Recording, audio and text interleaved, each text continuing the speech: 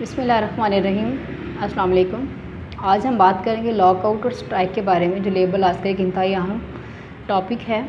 तो सबसे पहले हम इसका एक इंट्रोडक्शन देख लेते हैं कि पंजाब इंडस्ट्रियल रिलेशन एक्ट 2010 के मुताबिक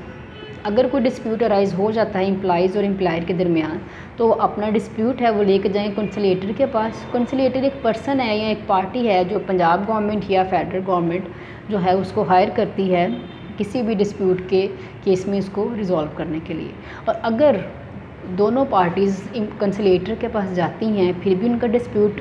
जो है वो रिज़ॉल्व नहीं होता, तो दैन दोनों पार्टीज़ के पास इसके एक्ट के मुताबिक उनके पास राइट्स हैं कि वो जो एम्प्लॉयर है वो लॉकआउट की कॉल दे सकता है, जबकि जो एम्प्लॉइज़ हैं वो स्ट्राइक पे जा सकते हैं। तो रेलिवेंट प्रोविजन की हम अगर बात करें तो section 40 and 41 PIR Punjab industrial relation act 2010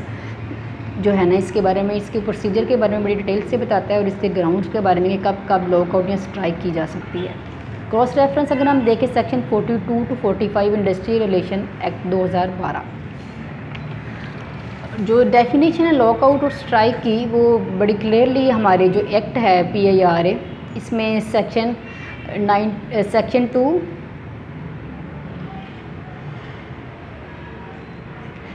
2 और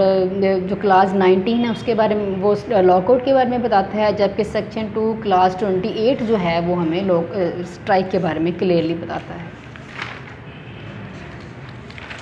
अब हम देखते हैं कि कब कब जो है स्ट्राइक या लॉकआउट को डिक्लेयर किया जा सकता है। तो सबसे पहले there must be an industrial dispute between the employer and employees,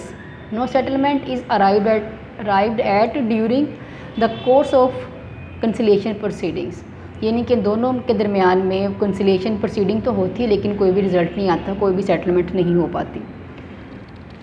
parties to the dispute do not agree to refer it to an arbitrator, और जो पार्टीज़ हैं फर्दर उसको आर्बिट्रेटर के पास भी ले जाना नहीं चाह रहे, और उसके अलावा जो है उनको विद इन बिफोर 14 डेज़ जो है ना पीरियड नोटिस देना है एम्प्लॉयर को या एम्प्लॉयर को एम्प्लॉइज़ को कि हम स्ट्राइक या लॉकआउट करना चाह रहे हैं। Application to labour court, the party raising a dispute में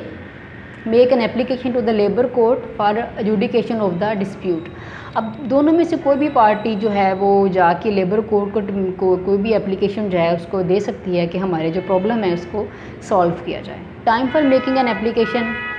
तो जो है ना इसका कोई स्पेसिफिक टाइम नहीं है। एप्लीकेशन में be made at any time इधर बिफोर और आफ्टर कमेंसमेंट ऑफ लॉकआउट और स्ट्राइक। स्ट्राइक से पहले भी पार्टीज़ लेबर कोर्ट के पास जा सकती हैं और उसके स्ट्राइक या लॉकआउट शुरू होने के बाद भी लेबर कोर्ट के पास जाके अपने इशू को रिजॉल्व के लिए उसको एप्लीकेशन दी जा सकती है। अब जो है प्रोविजन ऑफ लॉकआउट और strike,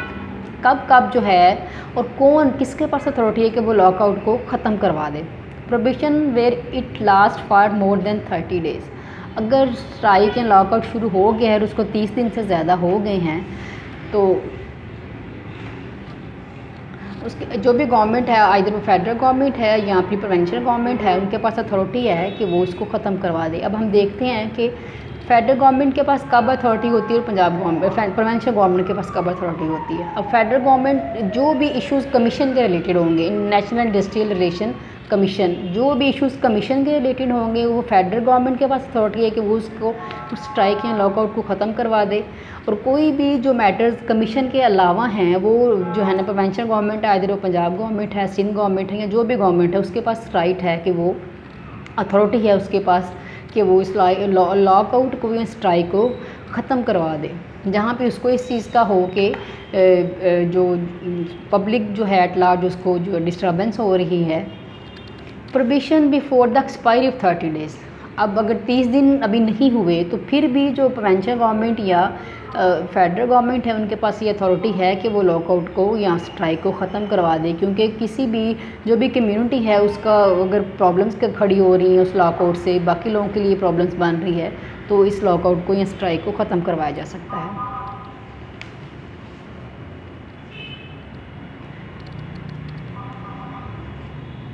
provision of commencement of lockout और स्ट्राइक, यानी कि जब उसने ख़त्म करवाना है गवर्नमेंट ने, फेडरल ने या प्रोविंशियल गवर्नमेंट ने, तो उसने जो है ना वो ऑफिशियल गजटी में जो है इसको उसने ऑर्डर अपने इशू करना है कि ये जो लॉकआउट या स्ट्राइक है ये कम्युनिटी के लिए जो है वो ख़तरनाक है या कम्युनिटी के नुकसानदेह है, तो इसको ख़त्म कर दिया जाए।